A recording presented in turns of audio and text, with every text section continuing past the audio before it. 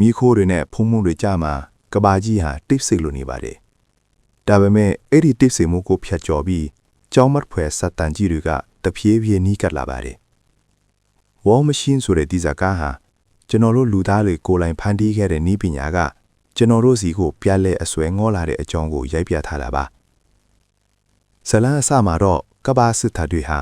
လူသားစစ်သည်တွေအစားအတိညာမြင့်စရုပ်တွေကိုအသုံးပြုဖို့ဆုံးဖြတ်လိုက်ကြပါတယ်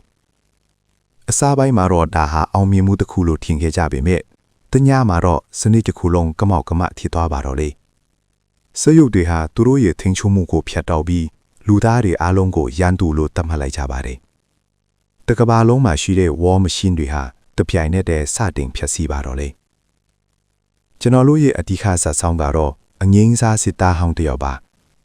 သူဟာသူ့ရဲ့မိသားစုနဲ့အတူအေးအေးချမ်းချမ်းနေထိုင်နေရင်းနဲ့ဒီငရေခန်းကြီးထဲကိုဆွဲသွင်းခံလိုက်ရပါတယ်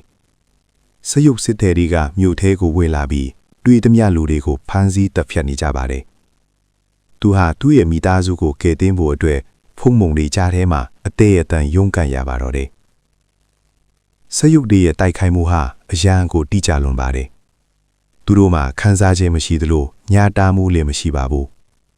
မိုးလေကောင်မှဖြူဖွားတဲ့တိုက်ပွဲတွေဟာတကယ်ကိုရင်သက်ရှူမောဖွယ်ပါပဲ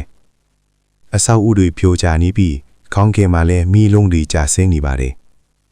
ဇက်ဆောင်ဟာကြမ်းရှိနေတဲ့တခြားစစ်သည်တွေနဲ့ပူးပေါင်းပြီးဒီစရုပ်စစ်တပ်ကြီးရဲ့အားနည်းချက်ကိုစတင်ရှာဖွေပါတော့တယ်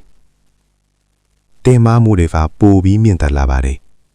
သူတို့ဟာစရုပ်တွေကိုထိန်ချုံနေတဲ့ဘယ်ဟိုစနစ်ကိုဖျက်ဆီးဖို့အတွက်အန်တရယ်များတဲ့ခရီးတစ်ခုကိုစတင်လိုက်ကြပါတယ်